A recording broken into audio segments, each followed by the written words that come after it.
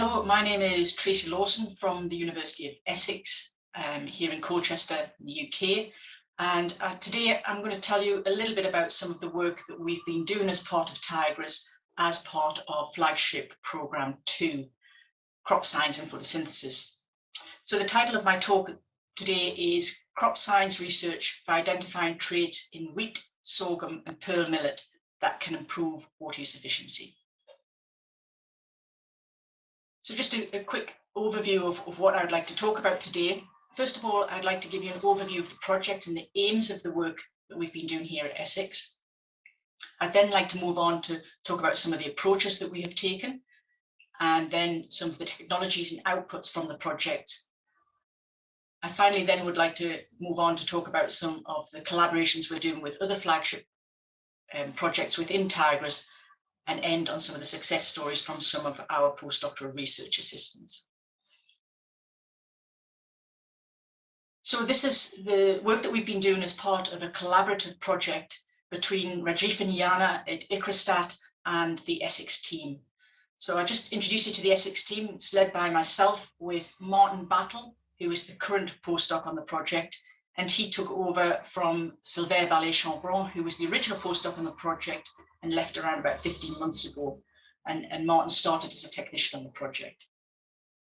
So Rajiv and Jana have been genotyping and phenotyping a number of different populations of sorghum and millet, and then they have sent lines of interest to Essex for us to do a further in-depth analysis of these various different lines and cultivars. So at Essex, we've received around about 40 lines of sorghum and 20 of millet, and these cover various different types of plants, including advanced or improved lines, elite cultivars, as well as traditional or land races, some breeding research material that Jana and Rajiv have selected, as well as some exotic germplasm. So what exactly have we been looking at Essex? So at Essex, we do a great deal of work focusing on stomatal behaviour and how that affects plant gas exchange. So what are stomata?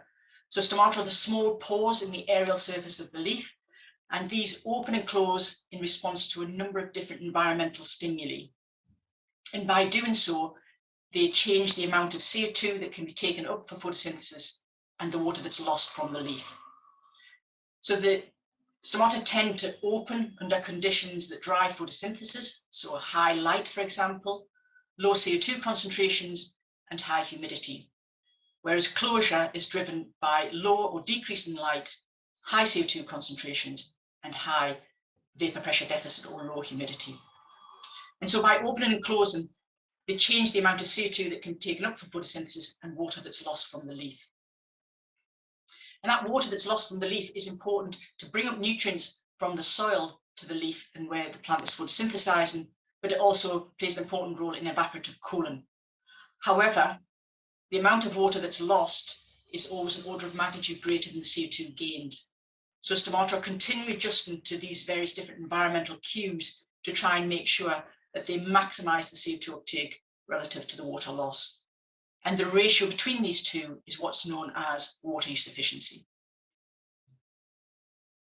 So we've been particularly interested in the last few years at looking at some of the kinetic responses of both photosynthesis and stomata behavior, and how they respond to different environmental cues. And in particular, we focused on light as the driver for these changes, because light is one of the most dynamic environmental signals in a plant canopy, changing with sun and shade flex driven by cloud movements or overlapping leaves, for example. So we know that both stomatal conductance and assimilation rate respond to these changes in environmental cues. However, stomatal responses tend to be an order of magnitude slower than photosynthetic responses. And this impacts on the CO2 diffusion, water loss, as well as water use efficiency. So a typical type of experiments that we would carry out is illustrated here on these graphs on the right-hand side. So we look at, for example, sun flex, as shown in the top graph, or shade flex in graph B here. So typically what we would do is we put a plant or a leaf into our instruments that we measure photosynthesis in and stomatal conductance, which is a measure of how open the stomata are, and we'd stabilize these to a low light environment of around about 100 micromoles per meter squared per second. We then switch on the light to a much higher value. So here it's 1,000 micromoles per meter squared per second, about half full sunlight. And we follow the kinetic responses of both assimilation rate, shown in the black here, and stomatal conductance in the open symbols. So what you can see is that when the light's switched on, assimilation rate immediately jumps to a certain value. And then there's a slow increase in that assimilation rate or photosynthetic rate as the stomata open up and allow more CO2 in for photosynthesis. And then when the light is switched back down to its original value, photosynthesis immediately drops down to the value that can be achieved by that light intensity. But you can see that stomata can carry on opening, even though that signal for opening has ceased, and then they slowly close. And so basically, the slow stomatal closure here, and this area underneath the curve in blue, represents unnecessary water loss for no carbon gain because of slow stomatal closure. Whilst on this block here in the red shows carbon or CO2 uptake that could have been achieved if the stomata had opened faster and allowed assimilation rate to be a higher assimilation rate to be achieved faster. So areas of missed opportunity for carbon gain and areas of unnecessary water loss. And you see the same in a shade fleck, just in the opposite directions. So we believe that the amplitude and the speed of stomatal movements are therefore potential targets for improving assimilation rate and water use efficiency. And so that has been a big focus of the work that we've been doing at Essex as part of the Tigris programme. So with the lines sent from ICRISTAT, we've been exploring variation in stomatal behaviour in some of the sorghum and pearl millet lines. So we've done a whole suite of different measurements on these plants. We've looked at differences in stomatal density on the leaf surface, because we know that has an influence on both the kinetics and the overall stomatal conductance. We've been looking at the size of the stomata in relation to the speed of change. We know that small stomata, small, more dense stomata tend to operate at with a faster kinetic. And we found a huge amount of variation within the various different lines that we've been sent from ICRISTAT, shown on this time constants graph on the bottom. This has shown some of the examples from the sorghum lines. And those in red are the elite lines that's identified. We've been correlating these measurements as well with natural variation in photosynthetic capacity in the different lines, in the aim to identify lines or traits for ongoing breeding programs. And as part of this work, we've also been using thermography, which has been developed as part of as an output tool from the Tigris project. So as I mentioned, we've got thermography as one of our outputs from the project, and some key outputs were the development of new phenotyping tools for assessing stomatal kinetics in crop leaves. This was work that was started with Silvere, Vialet, Chabrand on wheat while we were waiting for the sorghum and millet lines, and resulted in 2 publications. So the first publication was where Silvere used a dynamic leaf energy balance model to derive stomatal conductance measurements from thermal images in a dynamic environment. And so he used thermography to measure several wheat leaves or flag leaves at one moment in time, and then followed these as we dynamically changed the light environment. And this provided us with both spatial and temporal images of thermography, which could then be converted into stomatal conductance, allowed a much more rapid and thorough method of measuring the stomatal conductance with a large number of lines. And this resulted in a publication in the Journal of Experimental Botany.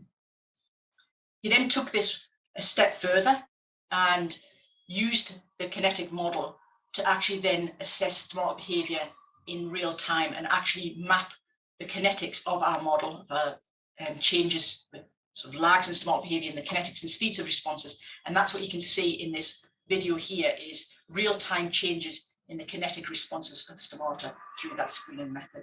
And this was also published in the Journal of Experimental Botany. We had another 4 paper outputs as part of Tigris that acknowledged Tigris for funding. So to date, we have a total of 6 publications that have acknowledged Tigris funding. And we also have another couple in the pipeline relating to our sorghum and millet work that's ongoing. Another key output from the project were the online tools and support that we provided to share our knowledge and expertise in infrared gas analysis. And basically, this came as a result of lockdown, because we originally had intended to set up a techniques workshop where the participants would have hands-on experience of using some of our phenotyping tools and learn some of the sort of best approaches for using some of the ergors that we use to measure photosynthesis. But due to the COVID-19 restrictions, this was not possible. So we set about making some online resources and tools to share our expertise and knowledge in this. And this included providing sort of walkthrough guides for setting up the instruments and running various different measurement protocols. And we also included some online videos that are linked to YouTube channels that were produced as part of the Tigris program. And we've made these resources available to all the Tigris members and the plant community in general. So I'd just like to move on and talk about a new partnership and collaboration that we have recently developed between our work at Essex and flagship Project 3, which is focusing on heat and drought resilience in wheat. So we're working with Eric Ober and Rob Jackson from NIAB to identify the physiological changes that occur during drought and recovery to drought in wheat lines. And this is an ongoing project that's actually running at the moment at NIAB. And the aim is to gain information that will help improve methods for dealing with drought and target plant breeding for the best drought recovery traits. So the plants are being grown at NIAB and droughted at key developmental stages for a certain period of time, and then a recovery treatment is put onto these plants.